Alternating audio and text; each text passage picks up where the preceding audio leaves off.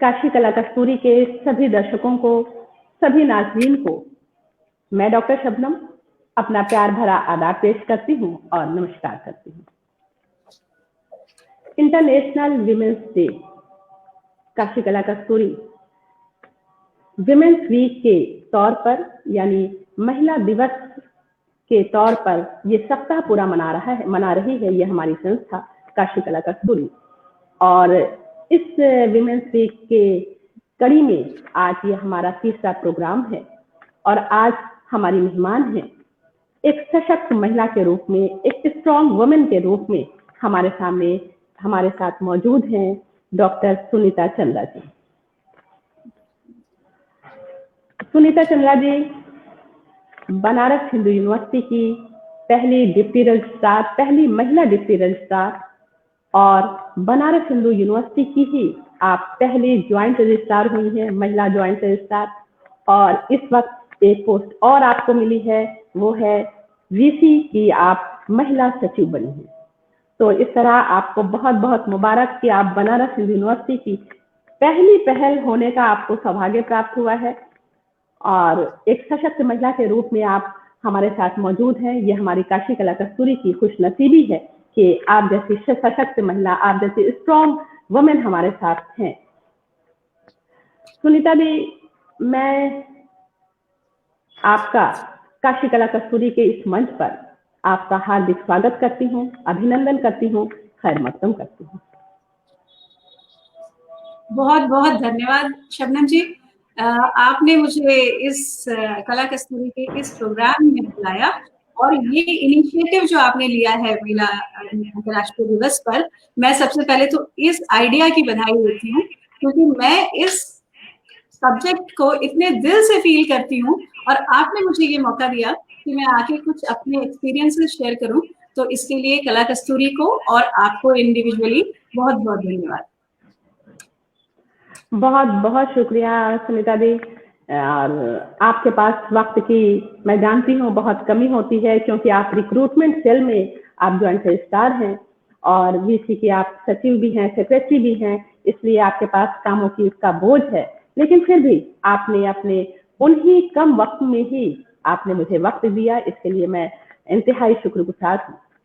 सुनीता दी, मेरा मकसद होता है आप जैसे लोगों को काशी कला कस्तूरी के इस मंच पर लाने का कि आप लोगों के लिए इंस्पिरेशन है, समाज में एक मिसाल है, लोगों के लिए एक मिसाल राह बन सके, इसलिए हमारा ये प्रोग्राम है और आप जैसे लोगों को मैं लाती हूँ।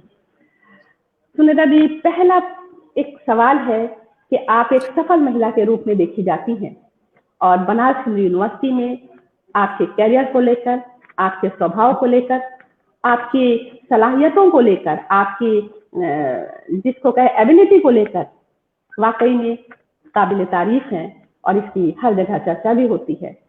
तो आपका जो ये कैरियर, सफल कैरियर जो आज हम लोगों को दिख रहा है, इसके पीछे किन किन चैलेंजेस को आपने फेस किया होगा, आप इसको कुछ बताइए। धन्यवाद शबनम जी। जैसा कि मैंने कहा कि मुझे ज्यादा खुशी है यहाँ आकर के अपनी उन यंग फैकल्टीज और यंग लड़कियां, चाहे वो स्टूडेंट हो, चाहे नॉन टीचिंग स्टाफ हो, उनके साथ अपनी लाइफ को शेयर करने में मुझे बहुत बहुत अच्छा लग रहा है।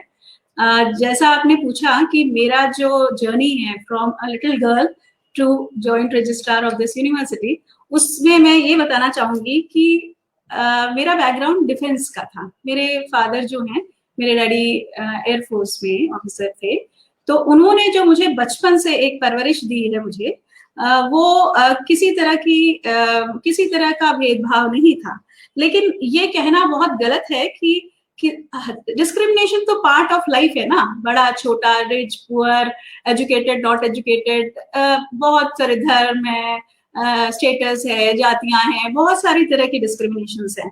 तो वुमेन एम्पावरमेंट वीक जो आप सेलिब्रेट कर रहे हैं हम लोग, वो ये एफर्ट है कि हम एम्पावर कैसे हो। हमें डिस्क्रिमिनेशन से कोई परेशानी नहीं है, बट उन डिस्क्रिमिनेशन को, उन चैलेंजेस को हम कितनी बाखूबी एडॉप्ट करते हैं और अपने आप को इस पे से ऊपर उठा लेते हैं, यही है एम्पावरमेंट।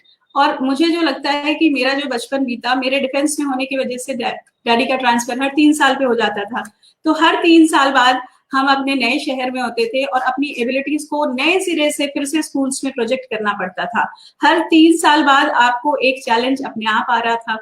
तो इस दौर में जब हम अपने आप को ग्रो अप कर रहे थे, वहां मेरे पेरेंट्स मुझे एक चीज होना जरूर सिखा रहे थे, वो ये था कि जो भी हम फैसले लेते हैं या जो भी हम सोचते हैं, उनमें हमें किसी तरह का डर नहीं होना चाहिए। और फेल भी कर सकते हैं, फेलियर भी आएंगे, लेकिन उन फेलियर्स को भी हम अपनाते हुए नेक्स्ट जो स्टेप होगा वो सक्सेसफुल होगा, इसका दिलासा मेरे पेरेंट्स देते थे। मेरी मदर का इसमें बहुत बड़ा योगदान है कि मेरे मदर और मेरे फादर ने जो करेज जैसी चीज जो डाली, उसमें मैं इस चीज के लिए थैंकफुल हूँ कि आज मैं कहीं पे भी जो सच है उसे बोलने से मुझे कोई हिचकिचाहट नहीं होती, मुझे किसी तरीके का इफ बट नहीं लगता। अगर कोई सच है तो सच है। छोटी बच्चियों को घरों में जैसे वो कोई अपनी राय देती हैं या कोई आइडिया देती हैं, तो उन्हें स्नॉब करके ये बोलना कि तुमसे अच्छा तो भाई कर लेगा ये काम, या तुम जैसे सोच रही हो ये सही नहीं है और भैया जो सोच रहा है वो सही है, यहीं से ट्रेनिंग शुरू होनी चाहिए।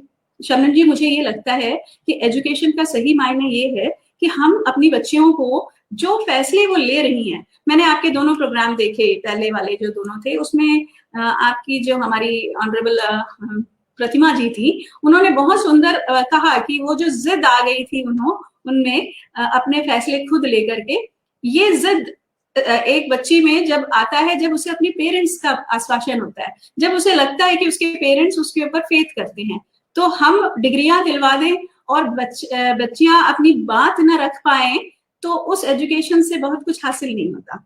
तो मुझे लगता है कि मेरी एजुकेशन ऐसे 3 साल ट्रांसफर होते होते मेरी मैक्सिमम जो एजुकेशन है वो साउथ की है। उसके बाद मैं अपनी ग्रेजुएशन मैंने अम्बाला से किया और उसके बाद मैं बीएचयू आ गई। तो बीएचयू में मैं यही डिपार्टमेंट ऑफ ज़ूलॉजी से मैं गोल्ड मेडलिस्ट हूँ, और उसके बाद मैंने पीएचडी परस्यू करी टॉक्सिकोलॉजी में। और पीएचडी करते करते हमारे सुपरवाइजर ने एक दिन कहा कि बीएचयू की पोस्ट निकली हुई है असिस्टेंट रजिस्ट्रार की, सारे रिसर्च स्कॉलर्स ने अप्लाई किया है, आपने क्यों नहीं किया? तो मेरे पास कोई जवाब तो नहीं था और हमने अप्लाई कर दिया। उस समय मुझे असिस्टेंट रजिस्ट्रार का ए भी नहीं पता था कि वो क्या होता है, मेरा 2nd ईयर था रिसर्च का। और फिर मैं बस आपके सामने आ गई और जो भी काम किया पूरे भरोसे से किया और पूरी मेहनत से किया, तो भगवान भी साथ देता गया और मैं आपके सामने हूँ जो हूँ। सही बात है, मेहनत और लगन और ईमानदारी भी बहुत बड़ी चीज होती है। क्योंकि फादर आपके डिफेंस में थे, उसकी वजह से ये हुआ कि आपने वो चीज दी है कि नहीं, जो भी चीज करें उसमें ट्रांसपेरेंसी होनी चाहिए। अच्छा, मुझे लगता है सुनीता जी कि आप भीमराव अंबेडकर सेंट्रल यूनिवर्सिटी में पहली महिला रजिस्ट्रार भी होंगी, मेरा ख्याल है। नहीं, वहाँ पे एक सर्विस ऑर्गेनाइज पोस्टल सर्विसेज से अपाला सिंह एक रजिस्ट्रार थी, पर कुछ ही महीनों के लिए थी। 5 साल के टेन्योर और 22 सिलेक्शन, वो डेपुटेशन पे जैसे जितने भी सिविल सर्विसेज से लोग कुछ समय के लिए भेज दिए जाते हैं, वो वैसे आई थी। 22 सिलेक्शन में ही पहली रजिस्ट्रार थी जी। बट लखनऊ ऐड कर रही थी, बनारस में मैं 25 साल से एजुकेशनल एडमिनिस्ट्रेशन की लाइन में हूँ, जिसमें से मेरे 5 साल बीते हैं लखनऊ में, और वो भी सेंट्रल यूनिवर्सिटी, अम्बेडकर यूनिवर्सिटी। और वो 5 साल ने मुझे जो सिखाया, जैसे कहते हैं ना कि एक ककून में लार्वा होता है, उसे बटरफ्लाई बनना था, उसे हार्ड रियलिटीज देखनी थी, उसे गर्म पानी में उतरना था, तो मुझे भगवान ने शायद लखनऊ भेजा। और उस एक्सपीरियंस ने मुझे ऐसा लगता है, आप लोग बेहतर बताएंगे, मुझे ऐसा लगता है वो 5 साल मेरी इस करियर में मेरे लिए बहुत ज्यादा बेनिफिट लाए, क्योंकि अब मैं जिस तरीके से काम करती हूँ उसमें मैं बहुत सारे और भी आयाम जो उससे जुड़े हुए हैं वो देख पाती हूँ, जो मैं यहाँ इन हाउस रह करके शायद नहीं इतनी एफिशिएंटली देख पाती थी। सुनीता जी, ये बात सही आपने कहा कि जो अंबेडकर यूनिवर्सिटी ने आपको बहुत ही ज्यादा हार्ड बनाया, बहुत ही ज्यादा सीखने की चीजें भी वहां पे आई, क्योंकि वहां पे हवाएं मुखालिफ थी, आपकी बहुत सी चीजें ऐसी थी जो आपके हिसाब की नहीं थी, तो वहीं पे सीखने का मौका मिलता है, वहीं पे चीजों का फैसला लेने का या उसको समझने का भी मौका मिलता है। तो यकीनन आपकी जिंदगी के लिए वो मील का पत्थर साबित हुआ। बहुत सी ऐसी बातें थी वहाँ जिसकी वजह से बहुत कुछ आपने झेला भी, कुछ फैसले भी आपने वहाँ पे उस तरह के लिए। जी जी। सुनीता दी, एक चीज मैं आपसे ये पूछना चाहती हूँ कि आप ज्वाइंट रजिस्ट्रार के उस पे हैं और आप रजिस्ट्रार के भी पद पर रह चुकी हैं, तो आप ये मुझे बताइए कि इंडिया में वुमेन रजिस्ट्रार वो शायद 4% है और 8% विमेन महिला वीसी है, तो इतना रेशियो का इतना ज्यादा कैसे फर्क? हाँ क्या शबनम जी, वजह है, क्या वजह है सुनीता दी, क्या वजह है कि रजिस्ट्रार के लिए जरूर वो जो है, जैसे आपने भी मुझे लगता है बहुत से इंटरव्यूज फेस किए होंगे रजिस्ट्रार के लिए, क्योंकि ऑलरेडी आप यहाँ पे ज्वाइंट रजिस्ट्रार थी, ये तो कुछ फेस किया होगा, क्यों नहीं वो रजिस्ट्रार तक वो पहुंच पाती है, या वीसी क्यों नहीं बन पाती है, क्यों इतना लोअर यहाँ रेशियो है? सवाल है आपका, क्योंकि ये बात मुझे बहुत बार दिल से मैं इस बात को लगाती हूँ कि जब मैं इंटरव्यू देने जा रही थी अम्बेडकर यूनिवर्सिटी का, तो मैंने एक आंकड़े कोशिश किया कि मैं कलेक्ट करूँ गूगल सर्च से। तो मैंने ये देखा, उस समय की बात है, 2014 की बता रही हूँ, अब तो परसेंटेज फिर भी थोड़ा और इम्प्रूव हो गया है, लेकिन 8 से 10%, आज मेरे ख्याल से वो 10 से 15 है, महिला वाइस चांसलर्स हैं, और रजिस्ट्रार आज भी 5 से 6% ही हैं। अब ये जो इतना कम परसेंटेज है वुमेन जैसे जैसे हायर एडमिनिस्ट्रेशन के लेवल पे जा रही है, वो क्यों है, ये मैंने खुद ने बहुत कोशिश करी समझने की, और इसका जवाब मुझे मिल गया जब नैक, आपको पता होगा नैक जो नेशनल एक्रेडिटेशन काउंसिल है, उसमें एक एडवाइजर हैं, बहुत सीनियर एडवाइजर हैं, उनका नाम रमा है, मैडम रमा। और मैडम रमा ने एक दिन हमसे पूछा, जिस दिन वो फाइनल डे था, हमारे यहाँ इंस्पेक्शन नैक की टीम करके जा रही थी अम्बेडकर यूनिवर्सिटी की, तो हमारे यहाँ गवर्नर साहब के यहाँ पे मीटिंग थी, उसमें उन्होंने मुझसे पूछा कि मैडम आपको पता है कि आप एडमिनिस्ट्रेशन, एजुकेशनल एडमिनिस्ट्रेशन के हायर लेवल्स पे इतनी कम परसेंटेज क्यों हैं?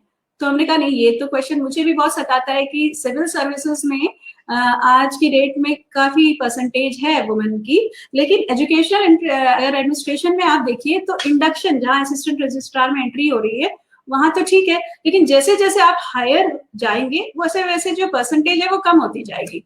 और उसकी एक वजह है कि ऐसा माना जाता है, उनका कहना था रमा मैडम का, कि ऐसा माना जाता है कि वुमन यील्ड नहीं करती। तो हमने पूछा कि मैडम ये वुमन यील्ड नहीं करती का मायने क्या हुआ? तो उन्होंने कहा कि देखिए, ये जो है कि हम कॉम्प्रोमाइजेस नहीं करते, हम शाम को पार्टीज में बैठ करके चीजों को रिजॉल्व नहीं करते, हमने जो व्यू पॉइंट या ओपिनियन बना लिया किसी मसले पे, तो हम उसी को सच्चाई से परसू करते हुए आगे चले जाते हैं।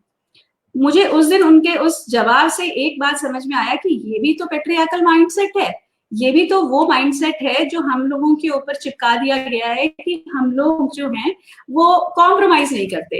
एक्चुअली देखिए, अगर आपने सुषमा स्वराज मैडम का काम करने का सलीका देखा हो, या आज की डेट में अगर हमारी फाइनेंस मिनिस्टर ले लीजिए आप, जब वुमन काम करती हैं तो वो कागजों पे डिस्पोज नहीं करती मैटर्स को। हमें एक चीज भगवान ने ही शायद बायोलॉजिकली बना के भेजा, और वो ये भेजा कि हम इन पर्सन उस प्रॉब्लम को सामने रखते हैं। किसी की ग्रीवांस है तो हम सुनना पसंद करते हैं कि जो कंप्लेनेंट है वो अपनी ग्रीवांस रखे हमारे सामने, और हम जब सोल्यूशन लाते हैं उस प्रॉब्लम का, तो उस सोल्यूशन में एक ह्यूमन एंगल होता है। आप अगर निर्मला सीतारमण मैडम जी का देखिए, जो उन्होंने बजट बनाया उसमें एक ह्यूमन फेस है। ऐसे ही सुषमा मैडम फॉरेन मिनिस्टर थी, आप ये देखिए, उन्होंने इतने सारे ऐसे काम किए, चाहे वो रेस्क्यू ऑपरेशन रहा हो, या चाहे वो पाकिस्तान में जो एक बच्ची को भेजना हो, वो सारे एक फॉरेन मिनिस्टर के ड्यूटीज में नहीं आता, लेकिन उन्होंने उसमें एक ह्यूमन एंगल डाला। और ये मुझे लगता है कि ये बहुत बड़ा फर्क है जो कुदरत ने ऐसा बनाया है हमें, कि हम जो काम करते हैं उसमें एक ह्यूमन फेस लाने की कोशिश करते हैं, और मेल काउंटर पार्ट हमारे जो होते हैं वो पेपरों पे उसको रिजॉल्व करने की कोशिश करते हैं। तो यही वजह है कि जैसे जैसे हम ऊपर एडमिनिस्ट्रेशन की सीढ़ियां चढ़ते हैं, तो हमारे साथ ये जोड़ दिया जाता है कि देखिए वुमन है, अब उसमें ट्रैवलिंग होगी, बहुत लेट नाइट स्टे करके मीटिंग्स होंगी, तो वो महिला है, उन्हें स्पेयर कर दें, मेल काउंटर पार्ट को सेलेक्ट कर लें। ऐसी चीजें मैंने भी फेस की हैं। सिलेक्शंस में कॉम्प्रोमाइज इसी लेवल पे किया गया, इसी बात पे किया गया। तो वो हर्ट तो करता है, क्योंकि हमने कोई कसर नहीं छोड़ी। मैं जानती हूँ कि मैंने 2019 में जब मैं वापस लखनऊ से आई, तो यहाँ सिलेक्शंस कराना बहुत बड़ा एक एजेंडा था, और मुझे वीसी साहब ने ये रिस्पॉन्सिबिलिटी जैसे ही दी और उन्होंने कहा कि मुझे करीब 800 सिलेक्शन करने हैं वुमेन फैकल्टीज के, तो आप इसमें मेरी हेल्प करिए। हमने 417 अपॉइंटमेंट लेटर्स इशू किए हैं, जिसमें से मात्र 25% महिलाएं हुई हैं। अब देखिए, अगर आप किसी भी कॉलेज का रिजल्ट देखेंगे तो टॉप मेडलिस्ट हमेशा वुमेन होती है, लेकिन जब वो जॉब्स में जाती हैं तो वो नंबर कहाँ चला जाता है, वो कहाँ चली जाती हैं? तो कहीं नहीं जाती वो कॉम्प्रोमाइज ऐसी ही होती हैं कि इंटरव्यूज में ये सोच करके कि भाई वुमेन को लेने में ये थोड़े से लिमिटेशन है, वो लिमिटेशन है, इस पे वो कॉम्प्रोमाइज हो जाती हैं। तो यही वजह मुझे तो समझ में आती है, क्योंकि मेरा जो अपना पर्सनल एक्सपीरियंस है वो यही कहता है कि किसी भी मायने में कम नहीं है। हर यूनिवर्सिटी का डेटा उठा के देख लीजिए, टॉप पर लड़की ही होती है, गोल्ड मेडलिस्ट लड़कियां ही होती हैं, लेकिन जॉब्स में उनके पास एक बहुत बड़ा ड्रॉबैक कहिए या शॉर्टकमिंग समझ लिया जाता है उनके इस फीचर को, कि वो मैरिड हैं, वो मैटरनिटी लीव पे चली जाएंगी, वो लेट नाइट नहीं स्टे करेंगी। ये माइंडसेट है, ऐसा है नहीं। क्योंकि मैंने यहाँ पे इस ऑफिस में मैंने सुबह 7 बजे से, हमारे इंटरव्यू 7 बजे भी शुरू हुए, 7 बजे अगर इंटरव्यू शुरू होना है तो 5:30-6 बजे हमें ऑफिस में होना है, और इंटरव्यू अगर 11:30 बजे तक चल रहा है तो 12:30-1 बजे तक हमें ऑफिस में रहना है। तो हमने कोई कॉम्प्रोमाइज नहीं किया, और हम जानते हैं कि जितनी भी आप सिविल सर्विसेज में वुमेन देखिए, वो सारे डेयरिंग काम करती हैं, वो सारे स्पॉट पे जाती है, ऐसा कुछ नहीं है। लेकिन वो एक माइंडसेट है जो हमें कहीं ना कहीं रोकता है। बिल्कुल सुनीता दी, कि ये एक माइंडसेट है कि ये लेडीज हैं और ये महिलाएं हैं, ये बिल्कुल उस तरह से नहीं कर सकती, लेट नाइट काम नहीं कर सकती हैं, या उनको जल्दी जाना होगा ये। लेकिन देखिए, आपका भी घर है, परिवार है, बच्चे हैं, आपने भी घर गृहस्थी की करते हुए सारी चीजों को देखा, और फिर आप बनारस यूनिवर्सिटी के बहुत ही अहम पोस्ट पर है कि रिक्रूटमेंट सेल, जहाँ रात कब होती है और सुबह कब होती है पता नहीं चलता है, कभी कभी वही स्टे भी करना पड़ता है। तो इस तरह से आखिर आप भी तो एक महिला होकर सारी चीजें कर रही हैं, लेकिन आपने सही कहा कि एक माइंडसेट हो जाता है कि महिला है इसलिए ये नहीं कर पाएंगी। और जैसा कि मैंने एक बार सुना था कि एग्जीक्यूटिव काउंसिल की मीटिंग में किसी महिला ने ही कहा कि लड़कियों का बहुत ज्यादा अपॉइंटमेंट नहीं करना चाहिए, हम डिपार्टमेंट में नहीं लाएंगे। किसी हेड ऑफ डिपार्टमेंट ने कहा कि मैं नहीं लाना चाहती हूँ, क्योंकि उनको मैटरनिटी लीव चाहिए, उनको सीसीएल चाहिए, तो ऐसे नहीं हो सकता। तो इस पर आप क्या कहना चाहेंगे कि एक महिलाओं की इस तरह की चीजें अगर हाँ शबनम जी, धन्यवाद ये सवाल के लिए भी, क्योंकि ये मेरे 2 बच्चे हैं, और मैं अपने लिए ही नहीं कह रही हूँ, ये हर वो एडमिनिस्ट्रेशन में लेडी के साथ है कि उसे एक बैलेंस बनाना होता है, वर्क जिसको कहते हैं work home balance, work life balance जिसको कहते हैं। और उसमें ये है कि आप अगर अपने घर कामकाज निपटा के पहुंचते हैं तो मेल काउंटर पार्ट हमारे न्यूज़पेपर और चाय पे बैठ सकते हैं, हम भी बैठते हैं, लेकिन बैक ऑफ द माइंड हमें हमारा बच्चा ये क्या कर रहा है, क्या पढ़ा, क्या नहीं पढ़ा, क्या खाना पकना है, ये सारी जो उनकी परेशानियां हैं, वो बैलेंसिंग एक्ट ही तो वुमन को डायनामिक बनाता है। देखिए, यही उसकी डायनामिज्म भी है।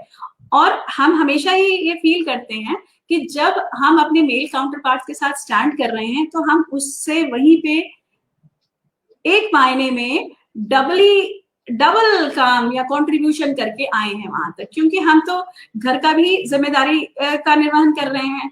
अब सबसे बड़ा काम जो सृष्टि चलाने का है वो है अपने ऑफस्प्रिंग्स लाना इस दुनिया में, और समाज को और आगे बढ़ाना, और इस दुनिया को चलते रहने देना। कॉन्स्टिट्यूशन में हमारे इसमें आर्टिकल 14 हमको इक्वालिटी प्रदान करता है, और उस इक्वालिटी के साथ वुमेन को अमेंडमेंट आया 2017 में, जिसमें कि मैटरनिटी लीव आई 6 महीने की, और चाइल्ड केयर लीव आपकी 730 डेज की है।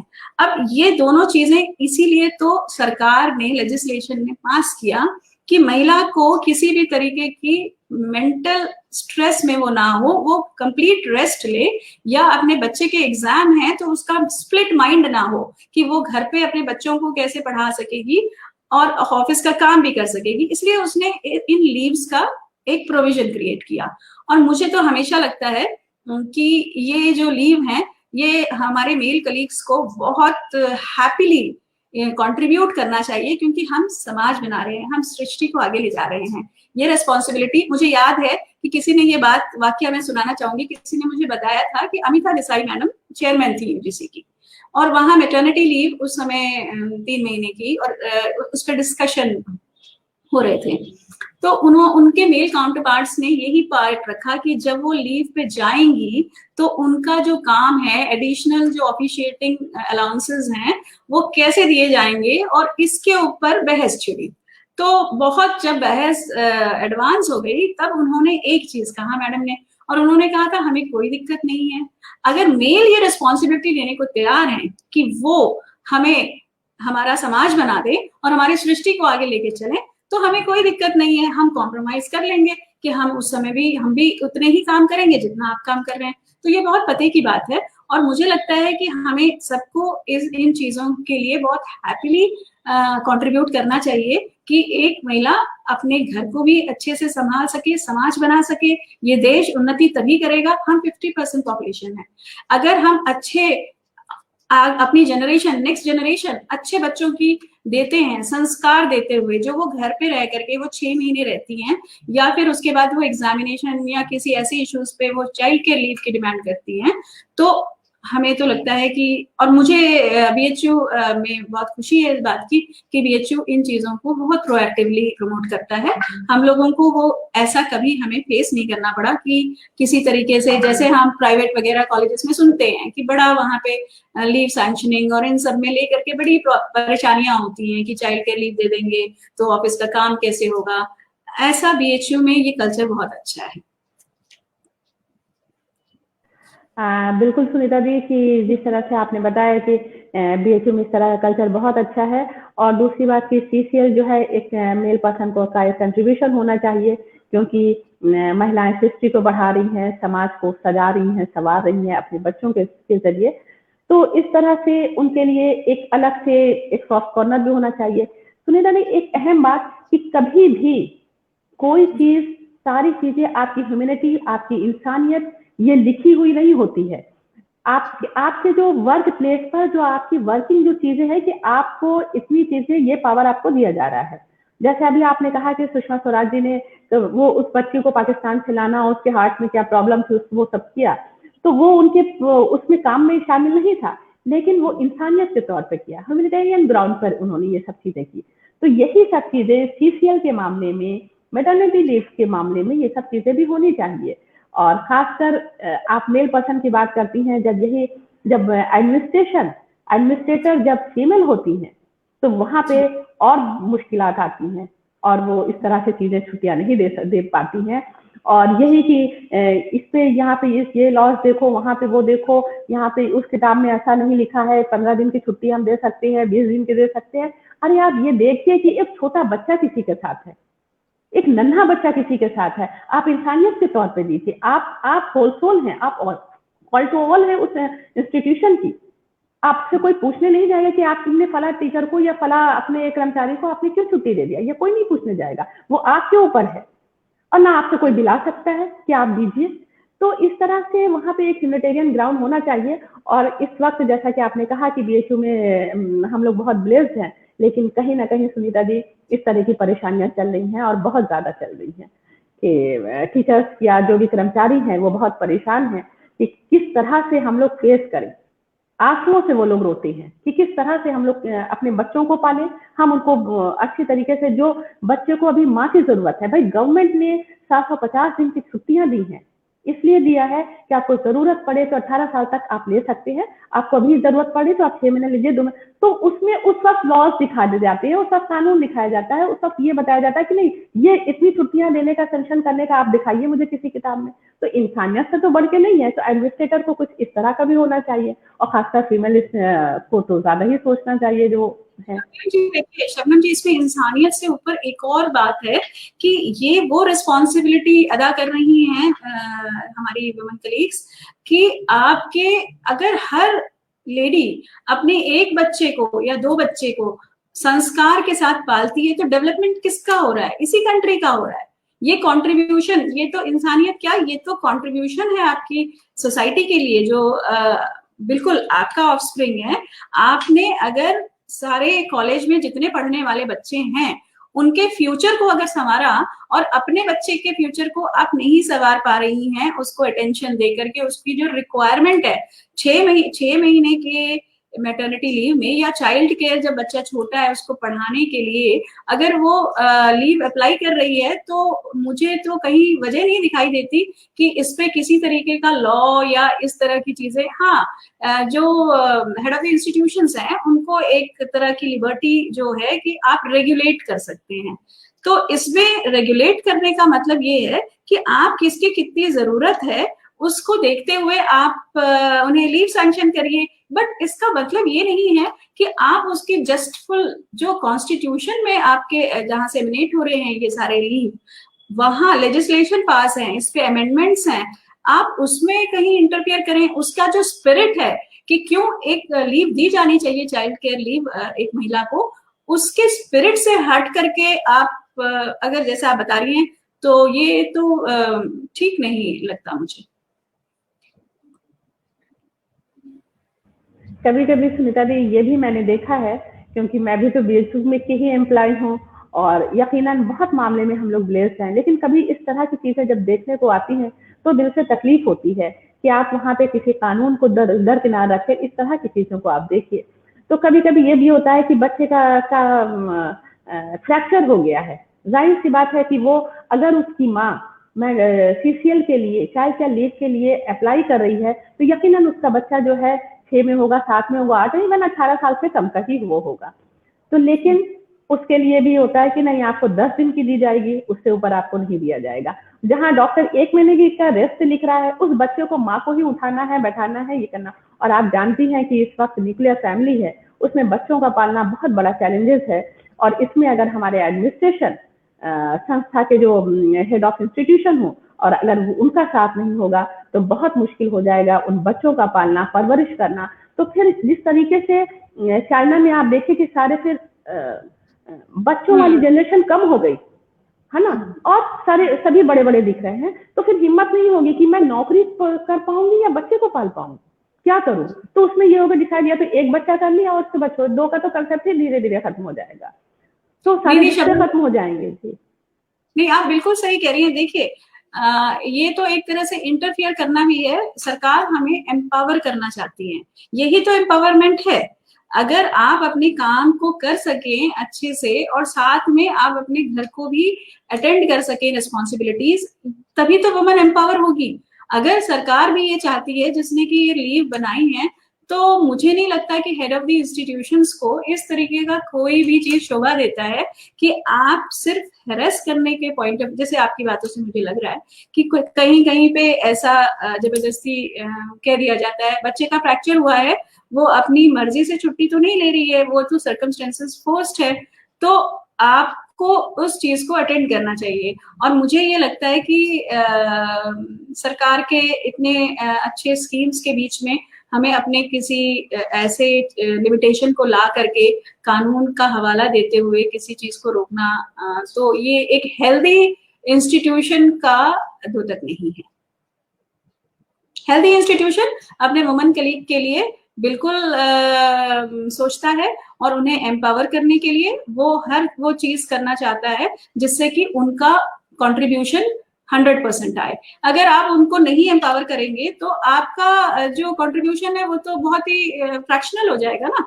तो जो आउटपुट आपको मिल सकता है, आप चंद्रयान लॉन्च करने में पूरी टीम वुमन की थी।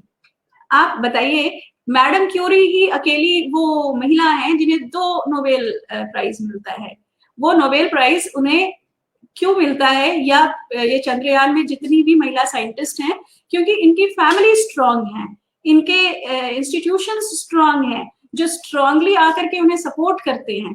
आपकी फैमिली सपोर्ट ना करे या आपकी इंस्टीट्यूशन सपोर्ट नहीं करे तो उपलब्धियां नहीं मिलती। तो उपलब्धियां पाने के लिए मैं तो जो हूँ आज, मेरे इंस्टीट्यूशन ने मुझे बनाया है, मुझे हर चीज में इंकरेजमेंट दिया है, मेरे हर चीज को सपोर्ट किया है, मुझे फैमिली से बहुत सपोर्ट है, और मुझे हमेशा ये कहने में कोई दो राय नहीं है कि मेरे इंस्टीट्यूशन ने मुझे बहुत सपोर्ट किया। और आज जो भी हम बन पाए हैं अपने इंस्टीट्यूशन के सपोर्ट से हैं। है, बिल्कुल सही कहा सुनीता दी। एक चीज मुझे अब्दुल कलाम साहब की याद आ रही, जो मिसाइल मैन, कि जब वो मिसाइल जब पहली बार जब वो लॉन्च हो रहा था तो वो पूरी टीम लगी हुई थी, ये हो रहा था कि आज आखिरी काम है।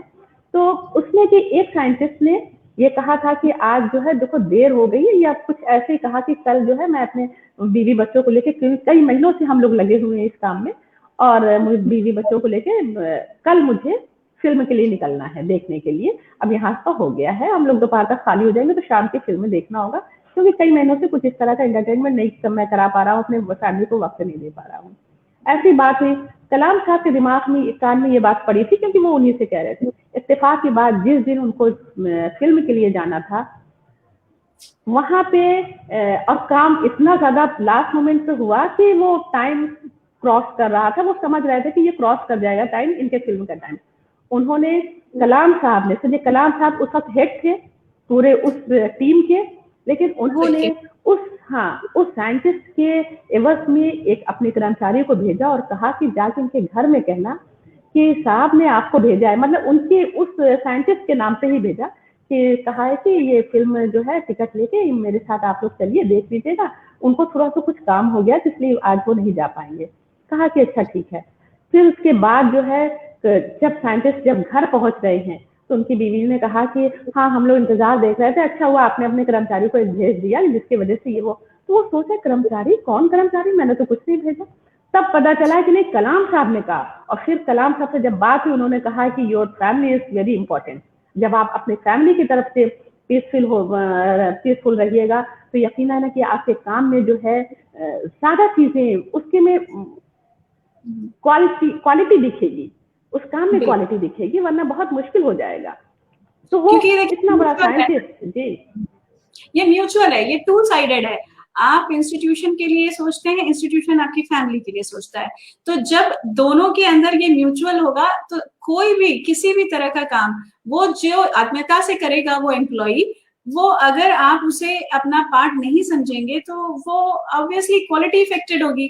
तो आपको क्वालिटी इंस्टीट्यूशन बिल्डअप करना है, आपको क्वालिटी वर्क चाहिए, तो आप म्यूचुअली दोनों को कंपनसेट करना है एक दूसरे को।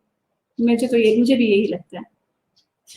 मैंने कई मामलों में ये देखा, अभी फिलहाल मैंने कई लोगों को मैंने ये कहते सुना कि मैं क्या करूं, मेरे हेड ऑफ इंस्टीट्यूशन ने नहीं दिया हमको छुट्टी, जिसकी वजह से मुझे समझ में नहीं आ रहा कि मेरी बच्ची पलेगी कैसे।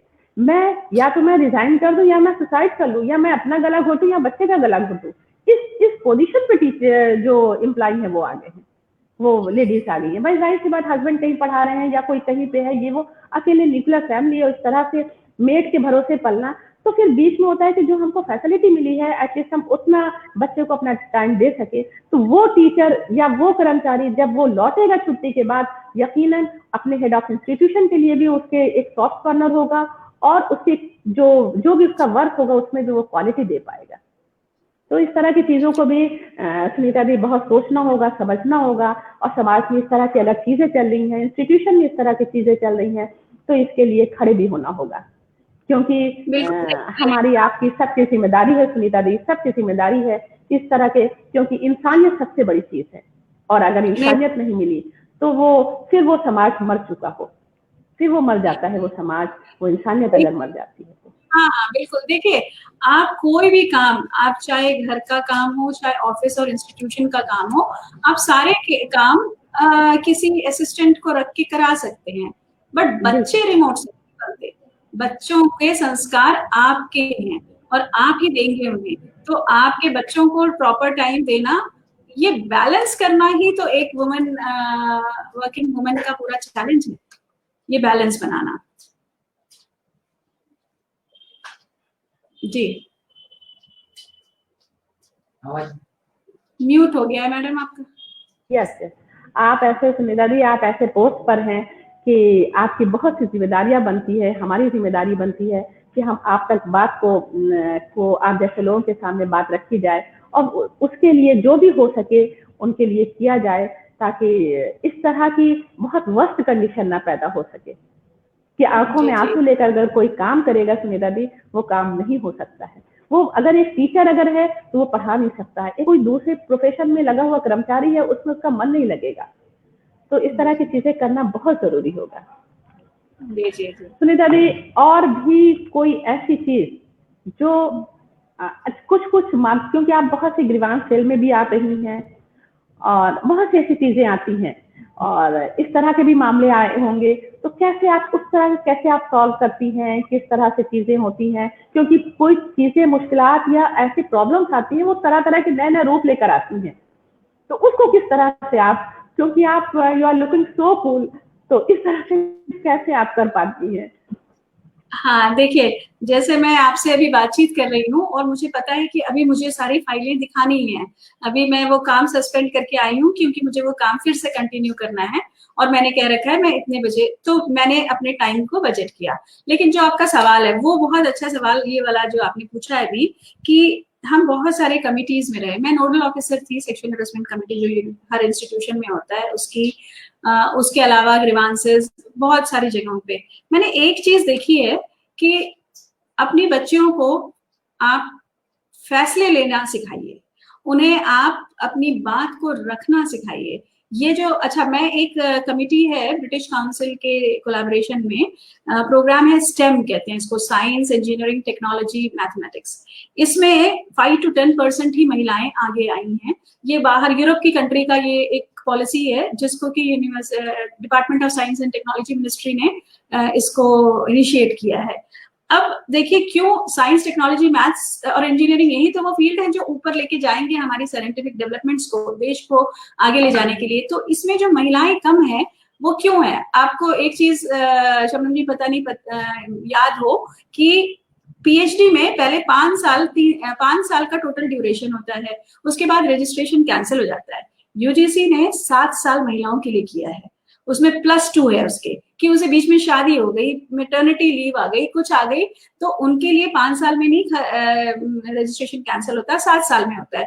ये क्यों किया सरकार ने? जो आपके सारे सवाल अभी तक थे वो सारे इन्हीं चीजों पे रिवॉल्व कर रहे हैं कि स्टेम जैसे प्रोग्राम में जब मैं ब्रिटिश काउंसिल के उस मीटिंग में गई और ये हुआ कि वुमेन साइंटिस्ट इतनी कम क्यों हैं, तो उसका एक जो रीजन दिखाई दिया वो यही दिखाई दिया कि चाहे वो मेडिकल की पढ़ाई हो चाहे इंजीनियरिंग की हो, वो नॉर्मल ड्यूरेशन से ज्यादा होती है, 5 साल होती है मान लीजिए। तो उस बीच में एक तो लड़की जैसे ही प्यूबर्टी हिट करती है उसे तुरंत से ही शादी की चिंताएं पेरेंट्स को सताने लगती हैं। अब वो उसकी शादी करने और वो पढ़ाई के साथ साथ दोनों उनके कंसर्न्स शुरू हो जाते हैं। कितनी बड़ी परसेंटेज है आज आप अर्बन और रूरल के बीच में जो गैप है। हम लोग बहुत फॉर्चुनेट हैं कि हम लोग अर्बन डेवलपमेंट, हम लोग अर्बन एरिया में पढ़ रहे हैं, लिख रहे हैं या सर्विस कर रहे हैं, लेकिन वहीं अगर आप रूरल में देखें तो बच्ची पढ़ना भी चाहे तो उसे स्कूल से ड्रॉप आउट करा दिया जाता है और कॉलेज तक तो वो पहुंच ही नहीं सकती, तो साइंस और इंजीनियरिंग तक तो बहुत दूर की बात हो गई। तो ये जो इनिशिएटिव्स हैं, जितने भी कमिटीज में मैंने देखा, लड़की अपनी बात नहीं कह पाती है, उसके साथ परेशानी हुई और वो परेशानी अपनी बता नहीं पाती है। कमिटी बैठ जाती है और बच्ची से पूछा जाता है कि क्या आपकी परेशानी है, वो बच्ची अपनी परेशानी बता नहीं पाती है। क्यों? क्योंकि उसके अंदर एक गिल्ट खुद भरा हुआ है। अब ये गिल्ट किसने उसे डाला? आप बेटा बाहर जाता है तो आप कहते हैं कि ठीक है बेटा आ जाना, पार्टी करके जल्दी आ जाना, लेकिन एक बच्ची अगर 8 बजे की बात की पार्टी में जाएगी तो उसे कहते हैं कि नहीं बाहर बहुत अनसेफ है बेटिया, आप ना जाओ। वो क्यों अनसेफ है? क्योंकि बेटा बाहर है। ऐसे बहुत सारे बेटे बाहर हैं। अगर माएं वहीं से ट्रेन करना शुरू कर दें उन्हें कि उन्हें बेटी और बेटे में दोनों को जो परवरिश दे रही हैं उसमें इस माइंडसेट को अटेंड करें, वो कि इस माइंडसेट को चेंज करना है। तो जो लड़कियां आती थी मेरे कमिटीज के सामने और वो अपनी बात ही नहीं कह पाती थी, उन्हें लगता था जैसे उन्होंने कुछ गलत कर दिया है, उन्होंने कोई कंप्लेन लॉन्च करके पूरा अट्रैक्शन अपने ऊपर कर दिया है जो उनकी कोई गलती है, ऐसा उनके अंदर फीलिंग है। तो हमें बस एक चीज सताती थी उस समय कि मेरी भी एक बिटिया है, और मैं हमेशा ये अपने सामने रख लेती थी कि जब मेरी बिटिया बड़ी होगी और ऐसे ही किसी कॉलेज में जाएगी और ऐसे ही कोई परेशान उसे करेगा तो क्या वो अपनी बात रख पाएगी?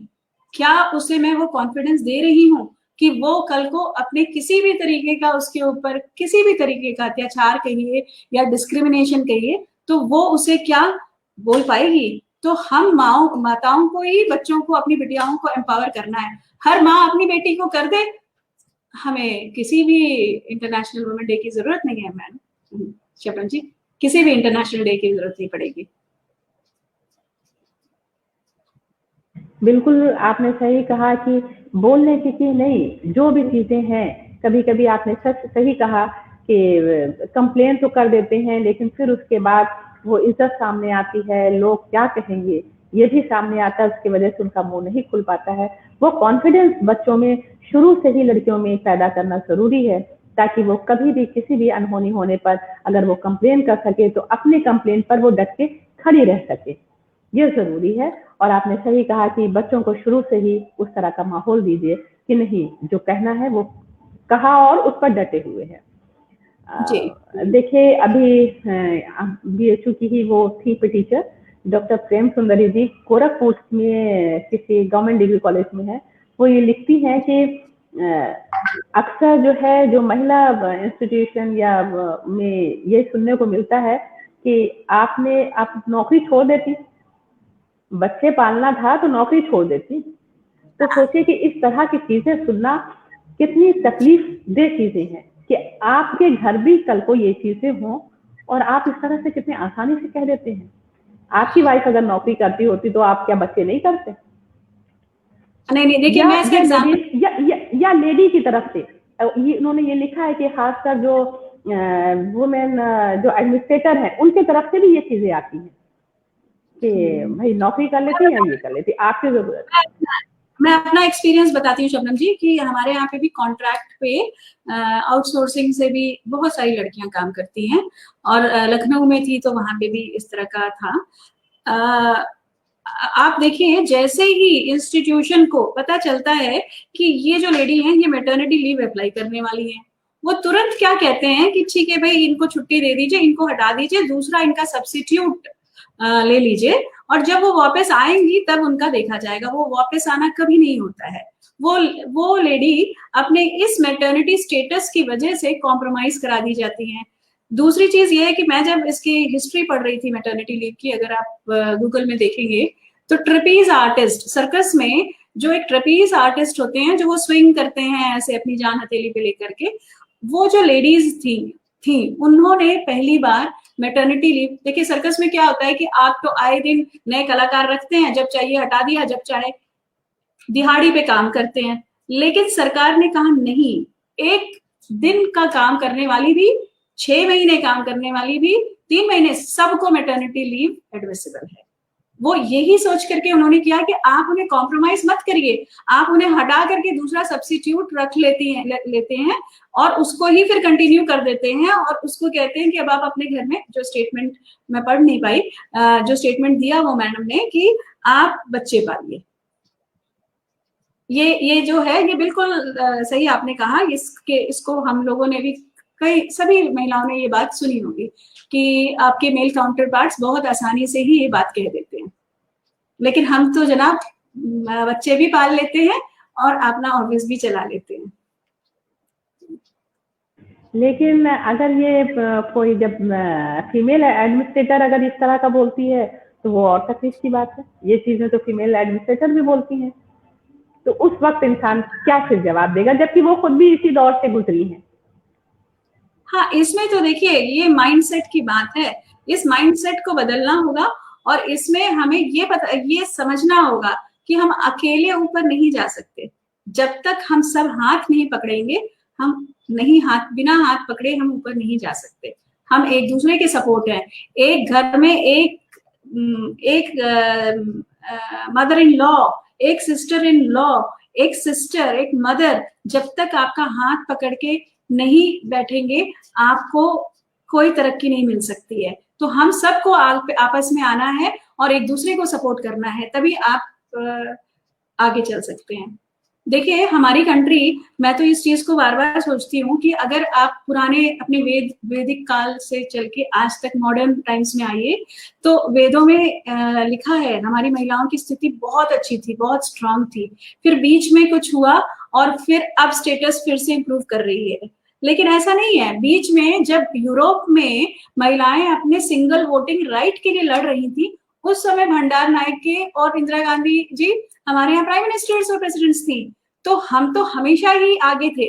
हमने कभी भी किसी भी दौर में, चाहे वो वैदिक काल हो चाहे अभी हो, हमने किसी भी चीज से कॉम्प्रोमाइज नहीं किया है।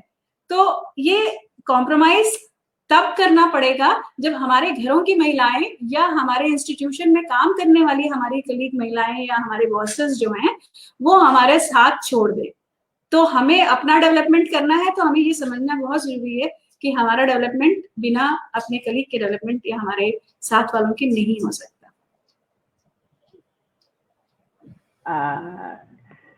सुनीता दी, आपने सही कहा कि एक दूसरे का बिना हाथ पकड़े हुए, किसी बिना सपोर्ट के कोई आगे नहीं बढ़ सकता है।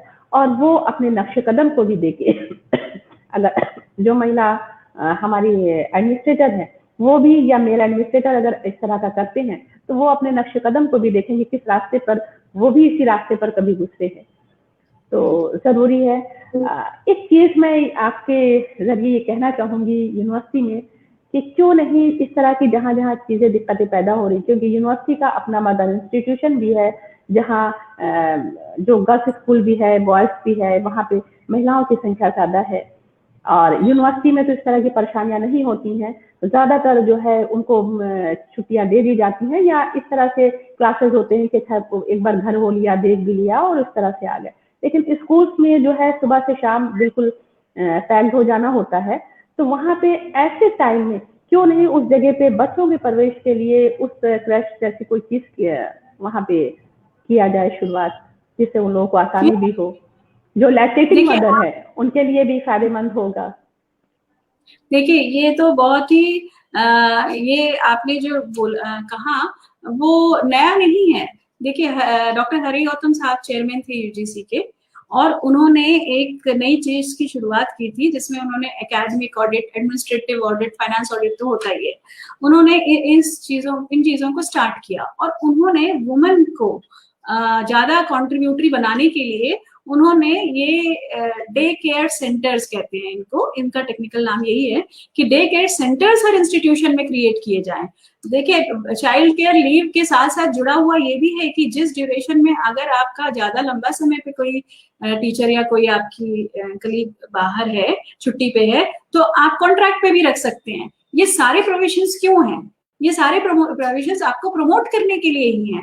डे केयर सेंटर, आप या हर ऑफिस में एक रिक्रिएशन रूम होगा, एक डे केयर सेंटर होगा। ये सारी चीजें बुक्स पे और पेपर पे बनी हुई हैं। बात बस इम्प्लीमेंटेशन की है कि कौन आगे बढ़ के इनिशिएटिव लेके उसे इम्प्लीमेंट करता है। और अगर हम महिलाएं हेड ऑफ द इंस्टीट्यूशन की पोजीशन पे बैठे हैं तो हमें तो इसे जरूर प्रमोट करना चाहिए। सुनीता दी, मैं तो सीसीएल ना सीसीएल अवेलर हूँ और ना इस तरह की कोई फैसिलिटी लेने वालों में से हूँ, लेकिन जो दयनीय स्थिति, जो बहुत खराब स्थिति इन कर्मचारियों की या टीचर्स की दिखती है, उसके लिए मेरा दिल दुखता है। मैं ये चाहूंगी कि आप हम लोग मिलकर ये इनिशिएटिव लें कि ऐसी जगह पर ये हो। अगर वीसी से मिलना हो या जिससे भी आप जहां तक भी कहिएगा मैं जाऊंगी, क्योंकि भले ही मैं उसमें की नहीं हूँ, समाज की वो जागरूक महिलाओं में से हूँ जिनको ये लगता है कि नहीं ये होना है। ये नहीं कि मुझे जरूरत है, मुझे बिल्कुल जरूरत नहीं है, मेरे कोई ऐसे नहीं है कि हमको सीसीएल लेना है या मैटरनिटी लीव। लेकिन जो लोग सफर कर रही हैं, जो महिलाएं, जो लड़कियां, जो कम उम्र की ही तो लड़कियां हैं जिनके छोटे छोटे बच्चे हैं, तो जो लड़कियां इस तरह का सफर कर रही हैं उनके लिए हम लोग कुछ कर सके तो शायद हमारा जीवन भी सफल हो पाएगा। हमें लगेगा कि हाँ हम लोग कुछ कर पाए हैं। शबनम जी, अवेलर आप हो या हम ना हो, जब बात महिला की है तो हमारी है, और हमारा चाहे हम अवेल करें या ना करें, पर वो मेरी प्रॉब्लम है क्योंकि मैं एक वुमन हूँ। और अगर इस तरह की किसी भी तरह की दिक्कत है तो हम तो प्रोएक्टिवली बिल्कुल उस चीज को टेकअप कर सकते हैं। और कहीं पे भी आपको लगता है कि अगर हम लोगों का योगदान चाहिए किसी तरह की पॉलिसी मेकिंग में और किसी तरह के नए रूल रेगुलेशन बनाने में, हम बिल्कुल, I will be more than happy कि हम इस एरिया में बिल्कुल आगे बढ़ें। आपको जिस तरह की भी आपकी जरूरत है, आप हमें जरूर बताइए। हम लोग यूनिवर्सिटी प्रशासन से, यूनिवर्सिटी वाइस चांसलर साहब से, जो कि बहुत ही अंडरस्टैंडिंग है, हम जरूर उन तक ले जा सकते हैं अगर किसी तरह की ये दिक्कत आ रही है। क्योंकि हम तो चाहते हैं कि जो हमारी विमेन फैकल्टी हैं, जो हमारी विमेन टीचर्स हैं, उनका जो भी कंट्रीब्यूशन हो वो बिल्कुल 100% हो, और यही तो एम्पावरमेंट है।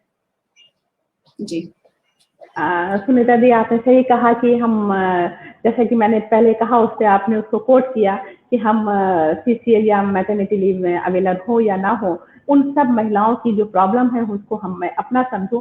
इसीलिए मैं अपना ही समझकर, मैं अवेलेबल नहीं हूँ लेकिन फिर भी मैंने उन प्रॉब्लम को मैं अपनी प्रॉब्लम समझकर मैं देखती हूँ, उनके जगह पे अपने को खड़ा होकर देखती हूँ कि किस तरह से वो तकलीफ में गुजर रहे हैं। तो वो बच्चों की भी चीज को, बच्चों को भी वो क्वालिटी नहीं दे पाएंगी।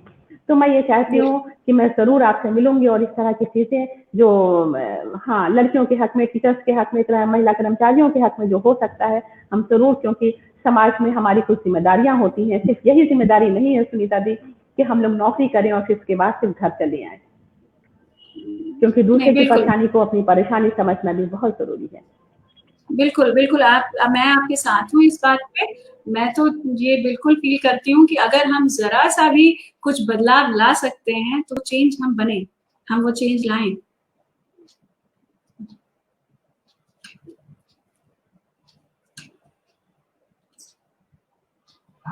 आवाज म्यूट हो गया, म्यूट हो गया, आवाज नहीं आ रही है शबनम जी। हाँ देखिए, वो लिख रही हैं कि बहुत ही बेबाक बातें हो रही हैं, बहुत ही बेबाक टिप्पणी की जा रही है, वरना बहुत मुश्किल होता है। लोग बहुत ही जैसे क्या कहूँ कि दबे ढंग से और इशारतन बातों को कह दिया जाता है, लेकिन मैं यहाँ पे सुनीता दी इशारतन बातों को नहीं कहना चाहती हूँ। खोलकर मैंने इसलिए बात रखी क्योंकि खोलकर बात रखने पर ही कोई सोल्यूशन निकल सकता है, इसलिए मैंने इस तरह की बातें की।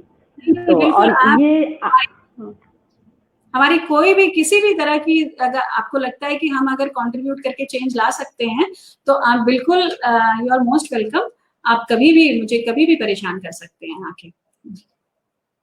नहीं सुनीता दी, ये तो है कि मुझे कभी भी ये फील नहीं हुआ कि मैं किसी दूसरे से कर रही हूँ। जैसे लगता है कि मेरी बड़ी बहन है और मैं उनके पास जाकर बड़े हक के साथ मैं कह देती हूँ कि सुनीता दी ये चीज इस तरह से होना चाहिए, क्योंकि हम समाज के पढ़े लिखे होने के नाते हम समाज के जिम्मेदार नागरिक है, और समाज की जिम्मेदारी और समाज में इस तरह की अगर चीजें नजर आ रही हैं तो उस पर खड़े होना हम सबकी जिम्मेदारी बनती है। तो सुनीता जी, ये बहुत ही आज हमारी और आपकी जो ये बातचीत हुई, बहुतों के लिए ये फायदेमंद होगा। जो आंसुओं से, जिनके आंसू निकल रहे हैं, जो तकलीफों में हैं इस तरह की प्रॉब्लम्स को लेकर, उनके लिए आज की जो हमारी बातचीत है वो बहुत ही राहत भरी होगी। और इसके बहुत से मुझे फीडबैक भी मिलेंगे, बाद में भी लोग जब देखेंगे तो जरूर कहेंगे, लोग कांटेक्ट भी करेंगे कि इस तरह की चीजें होनी चाहिए। तो आज की ये जो हमारी आपकी जो बातचीत है विमेंस डे पर, और तो बहुत ही अहम बातचीत हुई, क्योंकि सिर्फ महिला दिवस मना लेना ही बहुत अहम नहीं है। हम महिलाओं के अधिकारों के लिए लड़े, हम बच्चों के लिए लड़े, समाज के लिए हम तैयार खड़े हों, वही हमारी असली में वही विमेंस डे होगा। तो आज हम लोग उस वुमेन्स डे को साकार करने के लिए बहुत ही सकारात्मक बातें हुई हैं। मैं इसके लिए आपकी इंतहाई शुक्रगुजार हूँ सुनीता दी, बहुत ही इंतहाई शुक्रगुजार हूँ कि हम इस मामले में हम जरूर कुछ ना कुछ पहल करेंगे और नई चीजें सामने आएंगी। सुनीता दी, आपका बहुत बहुत बहुत आपका वक्त लिया। जी जी, नहीं, मैं बहुत बहुत धन्यवाद आपको करना चाह रही हूँ कि मेरे दिल के करीब टॉपिक पे आपने सारी बातें की। और बिल्कुल जैसे गांधी जी ने कहा ना कि अगर हम चेंज चाहते हैं तो हम चेंज स्टार्ट करें। तो इस इंटरनेशनल वुमेन डे पे अगर BHU से जुड़े हुए जितनी भी महिलाएं हैं, उनकी जितनी भी इश्यूज हैं, अगर हम वहां पे कोई चेंज ला सकते हैं अपनी नई पॉलिसीज बना करके, तो आई एम ऑलवेज देयर। धन्यवाद। बहुत बहुत शुक्रिया सुनीता दी, मैं जरूर मिलूंगी और इस मामले में मैं जरूर पहल करूंगी, चाहे उसके लिए जो कुछ भी मुझे करना पड़े, मैं इसके लिए तैयार हूँ। जितना भी मुझे दौड़ना पड़ेगा, आपके पास लिखना पड़ेगा, जो भी चीजें, ताकि उनके लिए राहत हो सके। तो आपने अपना कीमती वक्त दिया काशीकला कस्तूरी को, और बहुत ही अहम बातें हुई, और ऐसी बातें जो दूसरे के लिए फायदेमंद हो सकेंगी। बहुत बहुत शुक्रिया सुनीता दी, आपका बहुत बहुत तहे दिल से आपकी मैं शुक्रगुजार हूँ। इसी के साथ काशीकला कस्तूरी के सभी नाज़रीन को, सभी दर्शकों को मैं अपना शुक्रिया करती हूँ कि आप लोग पूरे टाइम हमारे साथ बने रहे। और इसी के साथ आप सबको मेरा नमस्कार, आदाब। दी आप लीव कर जाइएगा।